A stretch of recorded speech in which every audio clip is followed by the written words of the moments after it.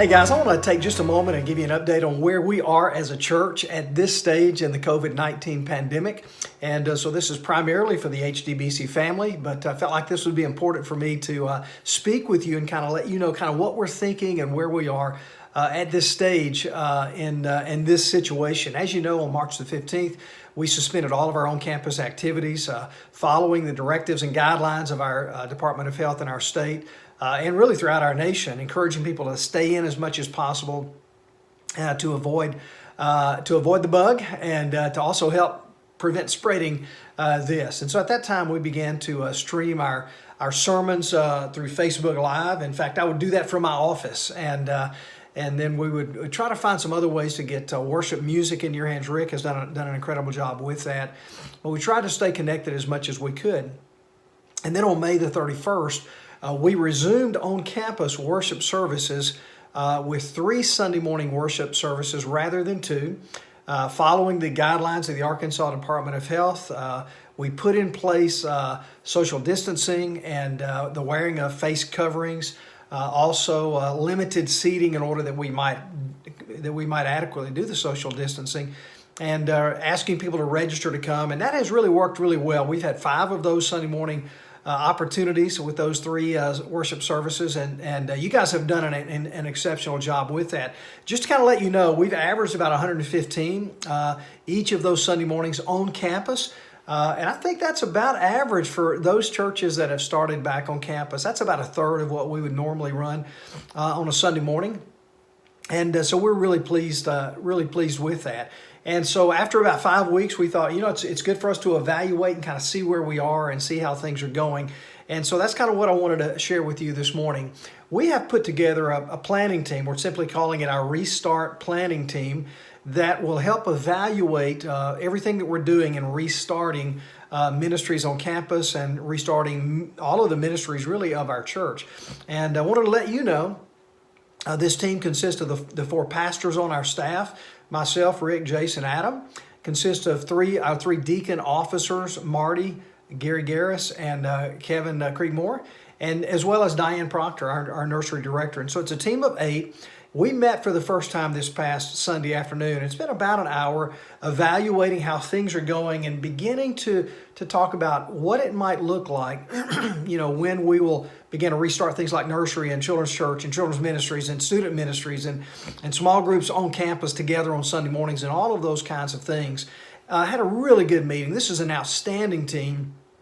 So be praying for them. We're going to meet periodically and evaluate and determine, when and how to reestablish the kinds of ministries that we feel are important for us to carry out the mission of the church. And so pray for that team and pray for us. The most important thing that came out of that meeting on Sunday was the feeling that things really, we need to continue doing things as they are right now. In other words, we're not essentially changing anything. We're going to continue to have the 3 Sunday morning worship celebrations, continuing to follow the guidelines of the Arkansas Department of Health for social distancing and the wearing of face coverings and limited seating and all of those kinds of things. So as far as what is expected on Sunday mornings when you come to worship, none of those things really change.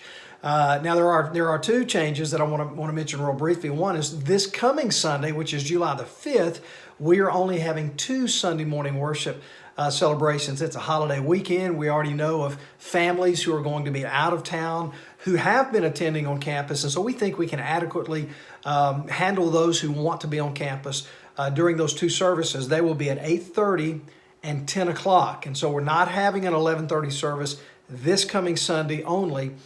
July the 5th. And then the following Sunday, July the 12th, we're going to change the start time for our 2nd and 3rd services. Now, we're going to really promote this next week, but I'll just go ahead and kind of let you in on what we're doing.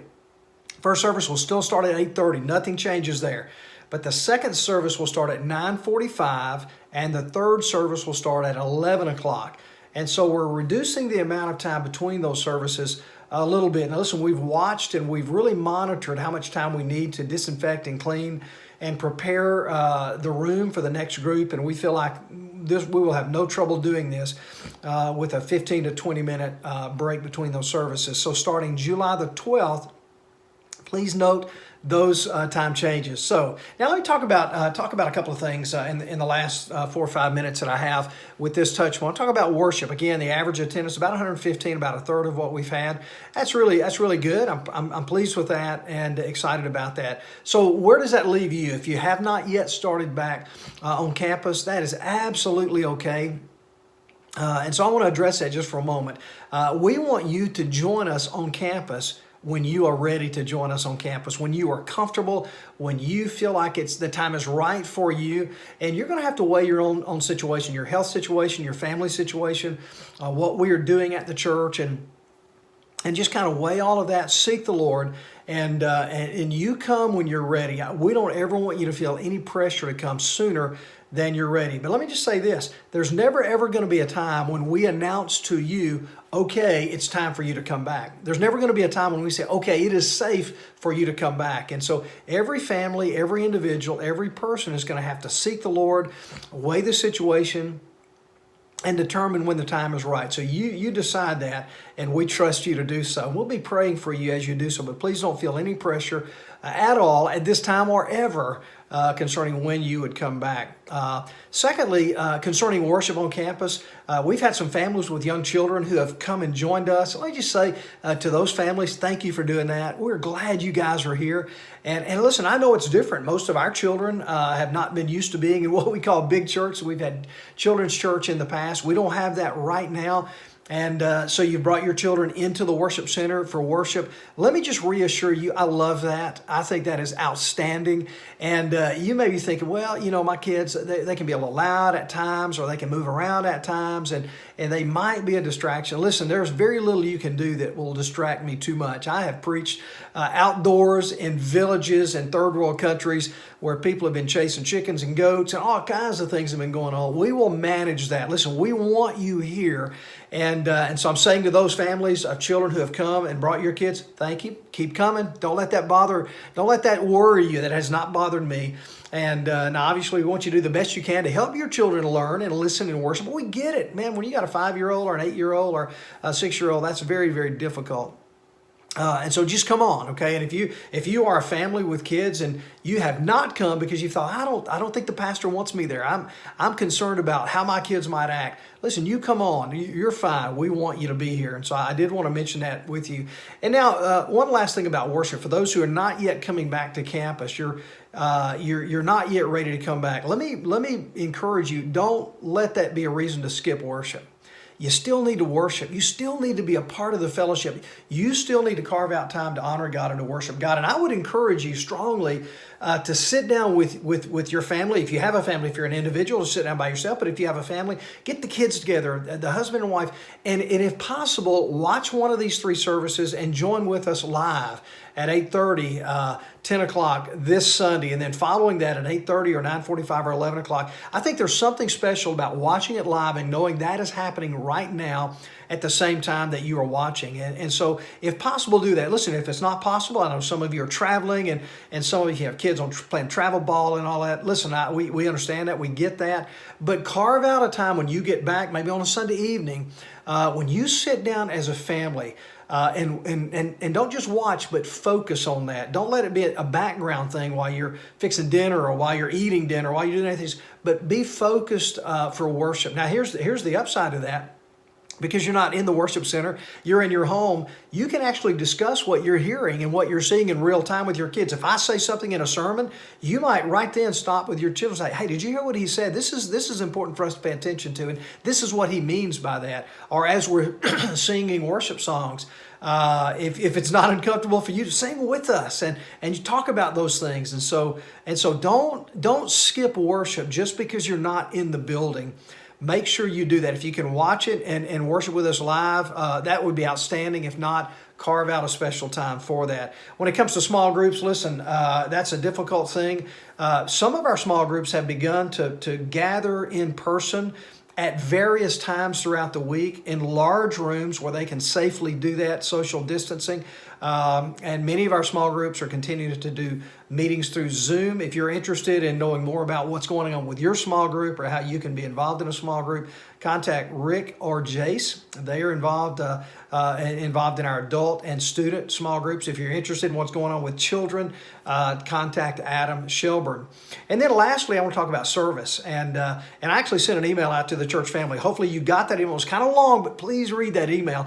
As things are opening up now and you are having more opportunities to interact with other people. I know we've got people whose children are playing travel ball. We got people involved in martial arts classes and people involved in the foundation of the arts and people on sports teams and gymnastics teams and dance teams and people who are involved in interest clubs, and all kinds of things are beginning to open up.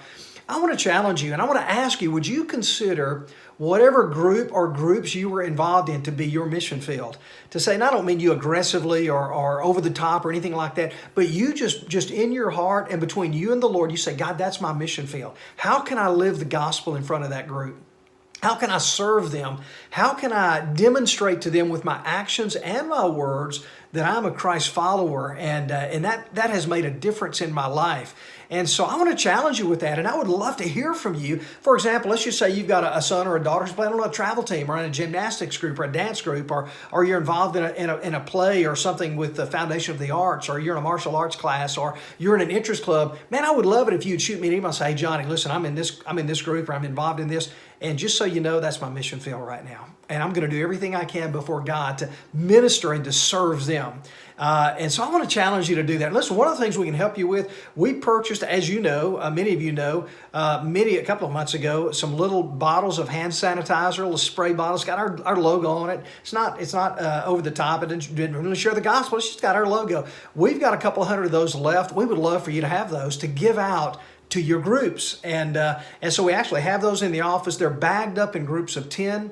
And so if you're willing to do that, maybe you want to hand them out in your neighborhood. Maybe you're doing a lot of walking in your neighborhood and you're seeing neighborhood, other families, and you're interacting with them in a safe way. Man, we'd love for you to give some of these hand sanitizers to them. You don't have to say, hey, this is from our church, or hey, this is because we love Jesus. You can, but you don't have to. Just give them away. Who doesn't need more hand sanitizer during this day and age? And so swing by and get as many bags of those as you need. They're bagged up in groups of 10, and then begin to hand those out. That's just a practical way to kind of open up doors of opportunity. Again, if you're involved in a class somewhere, you're involved in a group somewhere, man, if you're on a ball team, man, get enough of those to give to everybody on your team or all the families on your team, and just say, hey, this is a gift from us. We had extras and we just want you to have those. And then quietly and privately begin to pray, God, help me to minister to this group. And so I want to challenge you with that. And so when it comes to worship, you can worship with us on campus or you can worship at home. Make sure you do that. When it comes to connections, small groups are happening in different kinds of ways. Stay connected. When it comes to service, find ways to serve. You be the missionary to whatever groups you are involved in at this time in your life. You know what? That's who we are. That's why we exist. To love God through worship, to connect to others through small groups, and to serve the world through ministries. And so HDBC family, this is an update of kind of where we are right now, and a challenge to you, stay the course. Let's keep worshiping, let's keep connecting, and let's keep serving. I am so thankful to God for you guys. Listen, I'm thankful that no members of our church have tested positive. I am thankful that our finances have remained strong. Please continue that. I'm thankful that you guys have been positive and uplifting and encouraging throughout all of this. I want to challenge you to stay the course. I don't know how long this is going to last. God knows, but God is in charge of this. Let's stay the course and let's be ambassadors for Christ in our community. Thank you for listening. God bless you.